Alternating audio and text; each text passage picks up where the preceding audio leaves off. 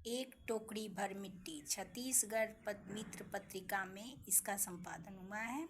एक टोकरी भर मिट्टी को माधवराव एस्प्रे ने लिखा है।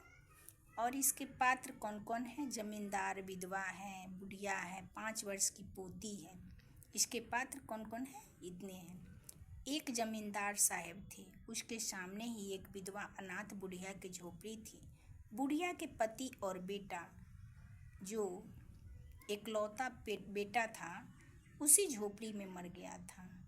बेटा और बहू अपनी 5 वर्ष की पुत्री को छोड़कर चल बसे थे। पोती और बुढ़िया दादी दोनों एक साथ साथ रहते थे।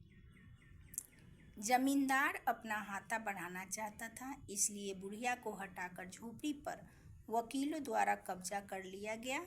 झोपड़ी से हटते ही बुढ़िया की पोती ने खाना पीना छोड़ दिया। वो बीमार पड़ गई। बुढ़िया अनाथ तो थी ही, पास पड़ोसी में कहीं जाकर रहने लगी। एक दिन बुढ़िया एक टोकरी मिट्टी चूल्हे बनाने के लिए लाने जमींदार के पास पहुंची, तो जमींदार से मिट्टी से भरा टोकरा उठाने को कहा तो टोकरा जमींदार से टस से मस न हुआ। तो बुढ़िया बोली, साहेब, जब ये एक टोकरी मिट्टी आपसे नहीं टस से मस हो रही है तो इसमें कितनी टोकरी की मिट्टी जो इसका भार आप कैसे उठा सकेंगे? जमींदार